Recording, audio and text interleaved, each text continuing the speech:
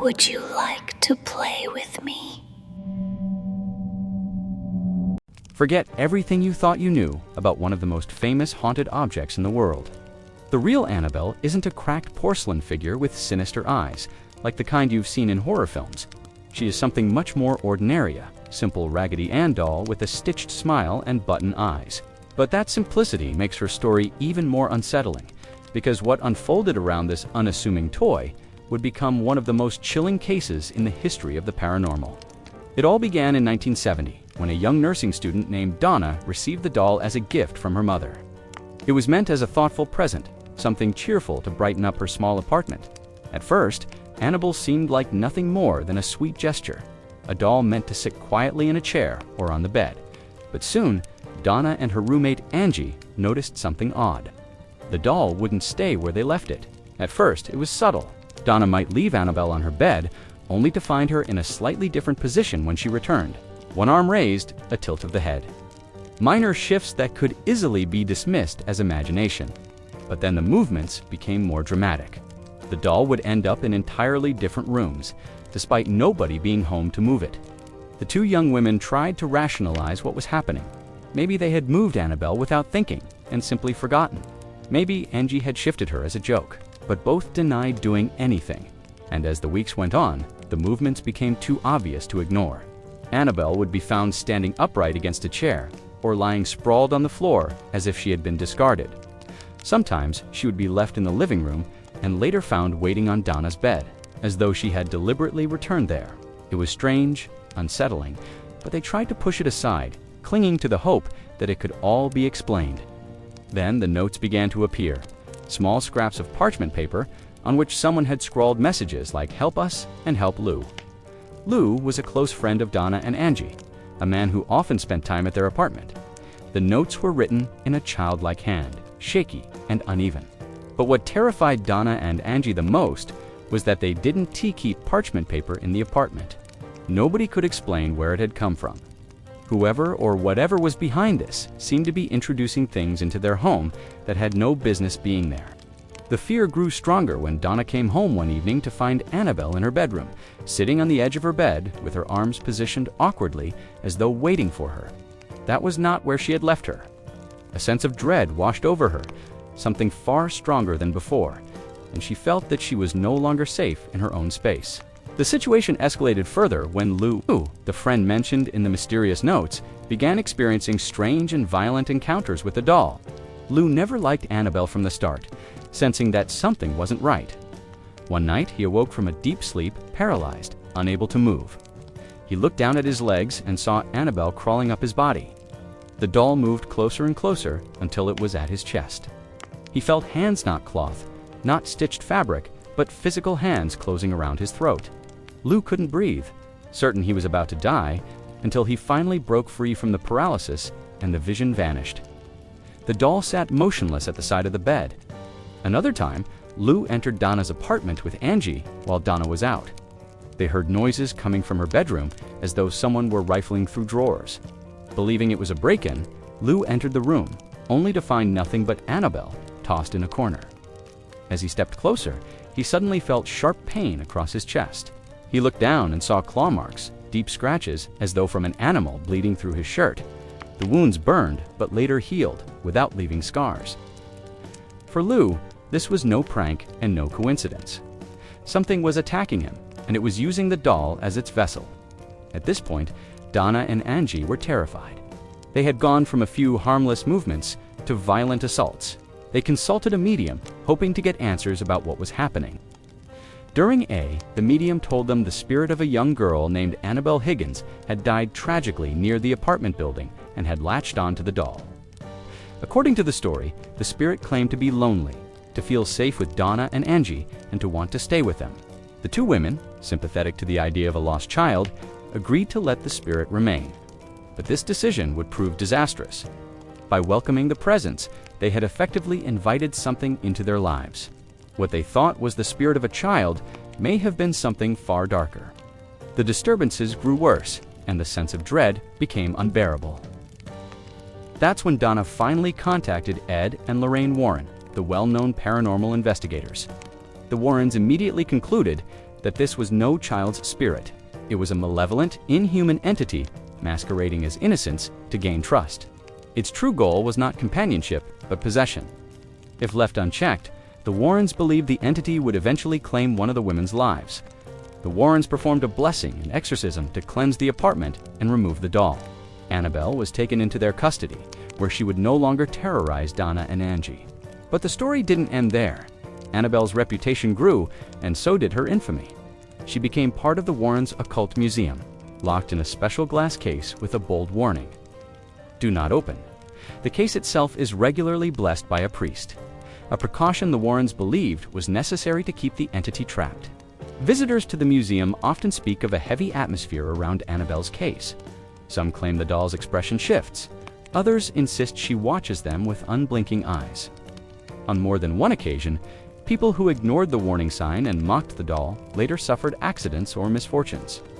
Whether coincidence or curse, Annabelle has left a trail of fear for decades. The story of Annabelle Ice and Tea, just about a haunted dollette, about the danger of underestimating what lies beyond our understanding. A gift meant to bring joy instead became a nightmare, one that still lives on in the shadowy corners of paranormal history. And this is only the beginning of Annabelle's terrifying story.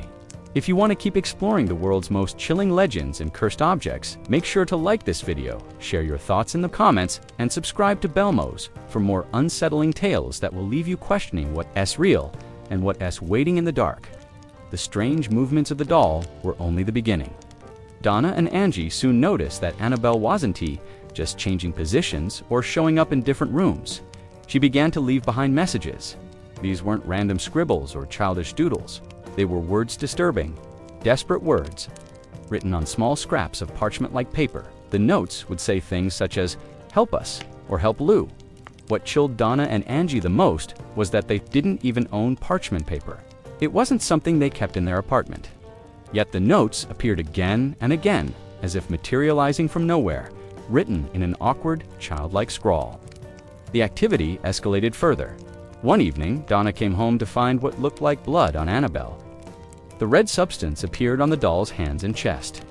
Terrified, Donna tried to rationalize it, but there was no clear explanation. The doll had no way of producing anything like that on its own. It was at this point that both women knew they were in over their heads. Something was deeply wrong, and whatever was haunting the doll was growing stronger. Unsure of what else to do, Donna and Angie turned to the occult. They attempted to contact the spirit through an Ouija board, desperate to get answers about what was happening in their home. The session seemed to work. A presence introduced itself as the spirit of a young girl named Annabelle Higgins. According to the story, Annabelle had lived near where Donna's apartment now stood and had died tragically at the age of 7. She claimed to feel safe with Donna and Angie, and she begged them to let her stay. When the medium was called in to further investigate, she echoed the same story. She explained that Annabelle's soul had attached itself to the doll because it wanted to live once more through Donna and Angie. The women, touched by the idea of a lonely child's spirit, agreed to allow Annabelle to remain in their home. In their eyes, it was an act of compassion, an attempt to give comfort to a spirit they believed was lost and searching for love. But what they didn't know was that their choice had opened a dangerous door. The disturbances grew darker. Lou, the friend who already disliked the doll, continued to have terrifying experiences, including waking up with Annabelle sitting on his chest, hands pressing against his throat. He also experienced physical scratches across his body after entering Donna's apartment. These weren't harmless pranks from a lost child. They were violent attacks that seemed to grow worse with every encounter. Realizing that things were getting out of control, Donna finally contacted Ed and Lorraine Warren, the famous paranormal investigators known for their work on cases of demonic possession. The Warrens arrived at the apartment and wasted no time in examining the situation. They listened to Donna, Angie, and Lou recount the events: the moving doll, the parchment notes, the blood, the seances. The Warrens' conclusion was grim. They explained that what the women were dealing with was not the spirit of a child at all. No spirit of a deceased human being could possess an object. According to the Warrens, human souls pass on. But demonic entities can use objects as conduits to interact with the physical world. In this case, the doll was not possessed by Annabelle Higgins. Instead, a malevolent and inhuman spirit had disguised. itself as the spirit of a little girl to gain sympathy and trust. It was a deception, a manipulation, designed to trick the women into inviting the entity closer. The Warrens were clear. This was not a haunting, it was a case of demonic oppression. The entity wasn't just attached to the doll, it was trying to break down the resistance of Donna and Angie to eventually possess one of them. The kindness they had shown by welcoming what they believed to be Annabelle's soul had, in fact, strengthened the demon's hold. To illustrate the danger, the Warrens explained how demonic forces often work. First, they manipulate small things to test boundaries, like moving the doll from one room to another. Then, they create fear, leaving unsettling signs like the mysterious notes or the appearance of blood. When fear alone doesn't break the victims down, they escalate to physical harm, such as the scratches and suffocation Lou experienced. Finally, once the victims are broken emotionally and spiritually, the entity seeks full possession. This was the exact trajectory unfolding in Donna and Angie's lives, and if they had not called for help, the consequences could have been fatal. The Warrens recommended immediate intervention. They contacted a priest to bless the apartment, driving the demonic presence away and reclaiming the home for the women. But the doll itself, they believed, remained a dangerous vessel. The entity had chosen it, and simply leaving it in Donna's apartment would allow the terror to continue. The only safe solution was to remove the doll entirely. Ed and Lorraine Warren took Annabelle with them, placing her in their car. Even then, the doll seemed determined to cause harm. On the drive home, the car's brakes repeatedly failed, and the steering wheel locked more than once, nearly causing a collision. Ed had to douse the doll with holy water to calm the disturbances until they arrived safely at their house. But the Warrens knew this was only the beginning of Annabelle's dark story. What had started as a simple gift to a nursing student had turned into a direct encounter with a demonic force, one that would follow them long after the doll was locked away. When Ed and Lorraine Warren examined the case, they made something very clear to Donna and Angie. The doll itself was not possessed. A demon, they explained, does not and cannot inhabit an inanimate object in the same way a human soul might linger in a place. Instead, the doll was being used as a conduit, a physical anchor that allowed the entity to manipulate the world around it.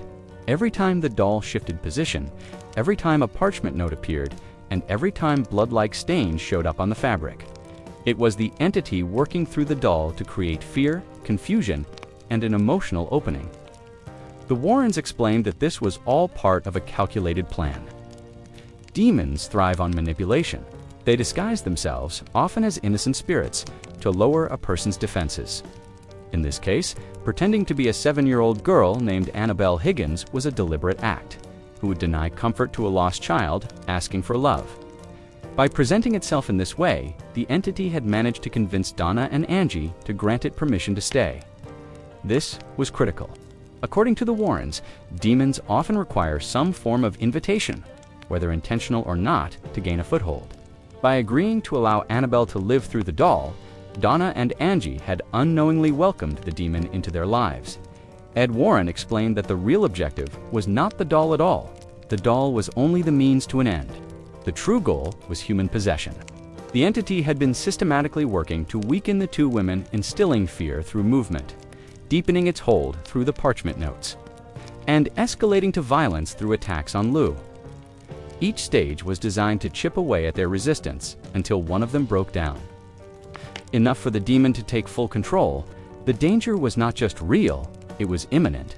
The Warrens knew that if they didn't act quickly, Donna or Angie could become the demon's next victim. The first step was to cleanse the apartment. They brought in a priest to perform a blessing, moving from room to room, reciting prayers, and reclaiming the space for the women. According to the Warrens, this ritual was not enough to banish the entity permanently, but it disrupted its presence long enough to give the women relief and safety. Still, the doll itself remained a problem. It had become too deeply associated with the entity, too tainted to be left behind. The Warrens made the decision to remove Annabelle entirely. They would take the doll into their own custody, where they could ensure it was kept secure and away from anyone vulnerable. But even this step proved dangerous. As Ed drove the doll back to their home, the disturbances began again. The car stalled repeatedly, the steering locked, and the brakes failed. Ed narrowly avoided several collisions. Lorraine, who sat beside him, later described the feeling of an oppressive weight inside the car, as if they were not alone. Ed finally pulled the vehicle to the side of the road, took out a vial of holy water, and sprinkled it over Annabelle. Only then did the disturbances stop, allowing them to finish the drive home without further incident. When the Warrens finally secured Annabelle in their home, they faced another decision. What could be done with such an object? Simply destroying the doll wasn't an option, according to their beliefs. Burning it, for example, would not destroy the entity, but might release it, leaving it free to attach itself to something or someone else. Burying it would not contain it either. The safest course of action was to restrain the doll in a way that minimized the demon, its ability to influence the physical world. This is where the infamous glass case came in. Ed and Lorraine placed Annabelle in a specially built cabinet at their occult museum. The case was reinforced, and a priest blessed it regularly, sealing the doll inside with prayers of protection. On the outside, a wooden sign was placed with a clear warning. Warning, positively, do not open. The case wasn't just for show. According to the Warrens, it served as a barrier, containing the entity's reach, while the doll itself remained harmless in appearance as simple, raggedy Anne. With button eyes and red yarn, Harriet's presence in the museum carried weight. Visitors reported feeling uneasy when standing near it, as though the doll's blank stare followed them. Some felt sudden chills, while others claimed to feel a pressure in their chest. Over time, stories began to spread about the consequences of ignoring the warnings. One of the most famous accounts involved a young man who visited the museum with his girlfriend. He mocked the doll, tapping on the glass and daring it to do something. Lorraine later recounted that Ed escorted the young couple out, but on their way home, the man lost control of his motorcycle and crashed into a tree. He died instantly. His girlfriend survived, but was badly injured. To the Warrens, this was no coincidence. They believed it was proof that Annabelle's influence extended beyond the glass, punishing those who disrespected it. The story of Annabelle became one of the most infamous in the Warrens' collection. Unlike other haunted objects, which might sit quietly, Annabelle had a record of violence, manipulation, and death. To the Warrens, she was among the most dangerous items they had ever encountered. Visitors to the museum would often ask why the Warrens didn't try to banish the demon permanently. Loren's answer was always the same. There was no safe way to do so. Attempting to cast out the entity risked making it stronger or releasing it into the world without any form of containment. The glass case, blessed and reinforced, was not a cure, but a control measure. It kept the entity tied to the doll and limited its ability to act. For the Warrens, that was the best possible outcome. Even with those precautions, Annabelle's presence demanded constant vigilance. The case had to be blessed regularly by a priest, and the Warrens monitored it closely. Lorraine often said that she avoided going near the case unless it was absolutely necessary. She could sense its oppressive energy and described it as a presence that seemed to wait, as though it was always watching for an opportunity. What made Annabelle so terrifying wasn't just the doll itself, but the way it blurred the line between the ordinary and the supernatural. To anyone else, it was nothing more than a toy, something you might see in a child's bedroom. But inside that simple frame, the Warrens believed lurked a force capable of destruction. The contrast between the harmless appearance of the doll and the malevolence it was said to contain only made the story more chilling. The Warrens' intervention may have stopped the immediate danger to Donna and Angie, but Annabelle's story was far from over. The doll, now sealed away, became a permanent reminder of the encounter between humans and something inhuman. It was no longer just a toy or even just a cursed object. It had become a symbol, a story that carried weight far beyond the museum walls. For Donna and Angie, the nightmare ended the moment the Warrens carried Annabelle away. But for Ed and Lorraine, it was only the beginning of decades spent safeguarding the doll, preventing anyone else from falling victim to the same deception.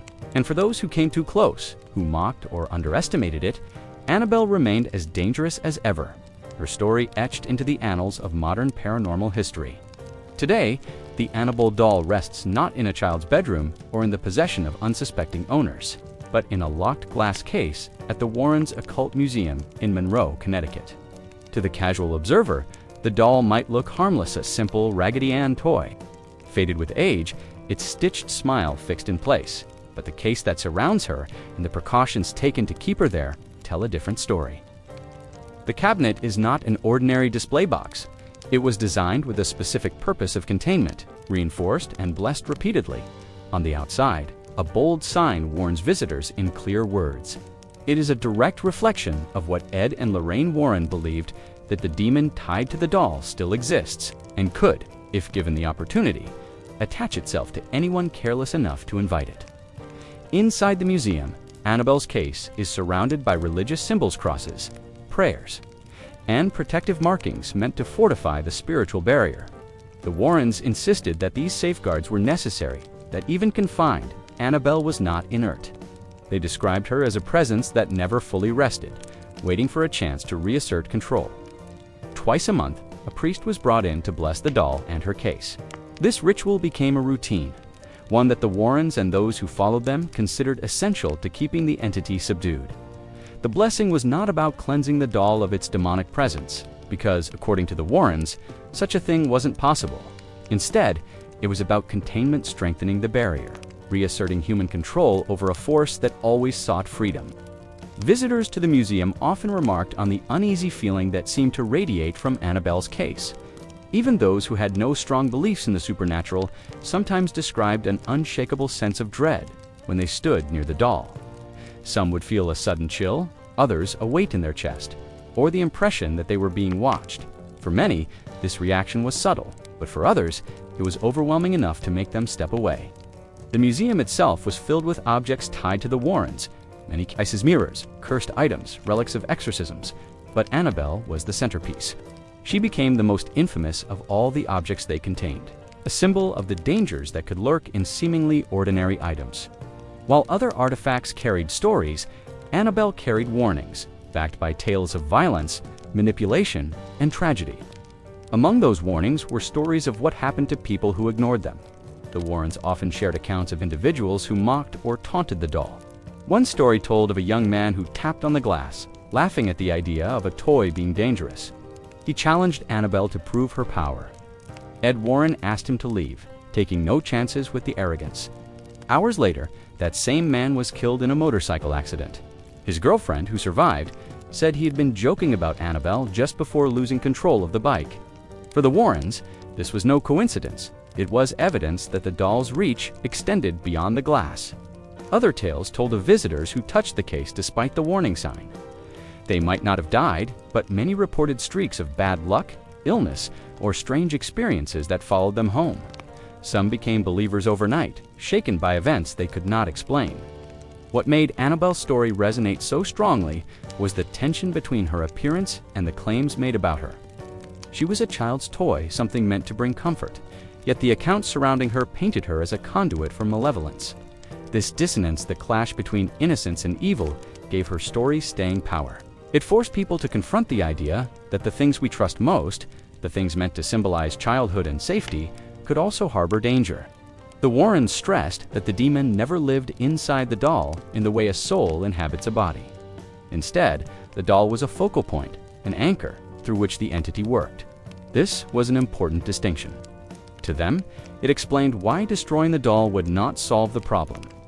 If Annabelle was burned or broken, the demon would not be destroyed with her. It would simply be set loose, unbound, able to attach itself to another person or object. The case and the blessings were, in their eyes, the safest and most responsible solution. Even years after Ed Warren's passing, Lorraine continued to stress the dangers of Annabelle. She described the doll as one of the most dangerous objects they had ever encountered. Not because of the object itself, but because of the entity tied to it. She often told visitors that the demon was still present, still waiting. The case was not a tomb, but a prison. And like any prison, it required constant vigilance. Annabelle's story grew far beyond the walls of the museum. Paranormal enthusiasts and skeptics alike debated her authenticity, but her reputation continued to spread. The movies may have exaggerated her appearance, transforming her into a porcelain doll with a sinister face, but the legend of the real Raggedy Ann locked in glass remained compelling.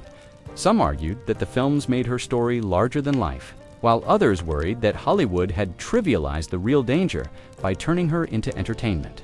Still, the museum drew crowds, many of whom came specifically to see Annabelle. For some, it was curiosity. For others, it was belief. And for a few, it was an attempt to challenge the legend. No matter their reason, the glass case always stood as a reminder of the warnings. Do not open, do not touch, do not underestimate. In this way, Annabelle became more than a haunted doll. She became a symbol of caution, a reminder of the thin line between skepticism and respect for the unknown. Even those who dismissed the supernatural often admitted that they wouldn't risk opening the case. The potential consequences, whether supernatural or psychological, were too great. Stories about the doll's current state continue to circulate. Some claim the entity still finds ways to influence the world around it, even from inside the case. Others insist the blessings keep it dormant. Whether true or not, the atmosphere of fear and reverence surrounding Annabelle persists. At the Warrens Occult Museum, visitors are left to draw their own conclusions. They can stand before the case, read the warning, and decide for themselves whether the doll inside is simply a toy with a colorful story or something far more sinister. But one thing remains certain: Annabelle's presence is powerful. She inspires fear, respect, and debate, and her story continues to grow with every person who encounters her. The doll may be silent, stitched smile, unchanged. But the narrative that surrounds her is alive, fueled by cautionary tales, whispered warnings, and the very human fascination with the possibility of evil lurking in the ordinary. The Warrens' intervention might have confined her, but in the world outside that glass case, Annabelle remains an active part of the conversation about the paranormal. And so, she sits motionless, enclosed, and ever watchful. A reminder of the Warrens' warnings, of the dangers they believed to be real, and of the strange intersection where folklore, faith, and fear all meet. The story of the Annabelle doll did not end inside the Warrens Occult Museum.